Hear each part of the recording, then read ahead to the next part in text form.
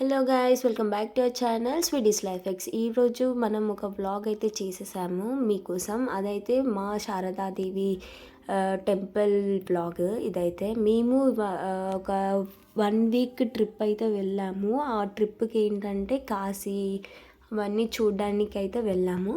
కాశీకి వెళ్ళే మధ్యలోనే ఈ శారదాదేవి టెంపుల్ అయితే ఉంటుంది.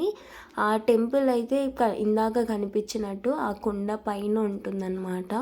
చాలా పైన ఉంటుంది.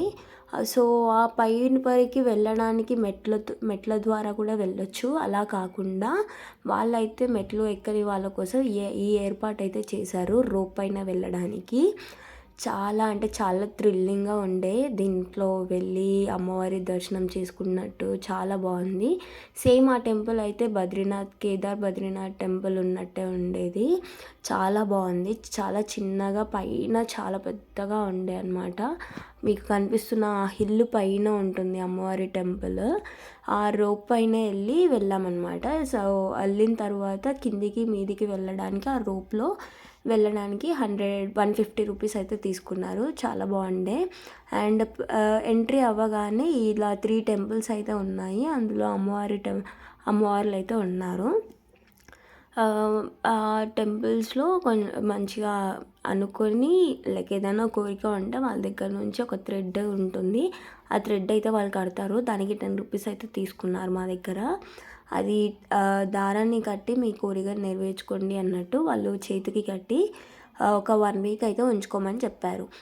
అండ్ తర్వాత ఈ చెట్టుకి కూడా మనం మొక్కుకొని కట్టొచ్చు. అండ్ టెంపుల్ చూసారా ఎంత బాగుందో. పైన చాలా బాగుంటుంది టెంపుల్. లోపల కూడా చాలా ప్రశాంతంగా ఉంది. లోపల కూడా 3 విగ్రహాలు అయితే ఉన్నాయి. ఆంజనేయ స్వామి, నరసింహస్వామి, శారదాదేవి, ఇలా ముగ్గురు అయితే ఉన్నారు. అండ్ లోపలికి వచ్చిన తర్వాత ఇలా అందరూ అయితే చాలా మంచిగా అంటే ఎక్కువ కొలుస్తారు అనుకుంటా మార్వాడీస్ వీళ్ళంతా కూడా. సో ఇక్కడైతే ఎక్కువ వాళ్ళే ఉన్నారు. అండ్ టెంపుల్ కూడా లోపల చాలా అంటే చాలా బాగుంది. అమ్మవారిని తీయడానికి అయితే వీలు లేకుండే. సో బయట వరకు అయితే వీడియో తీశాను.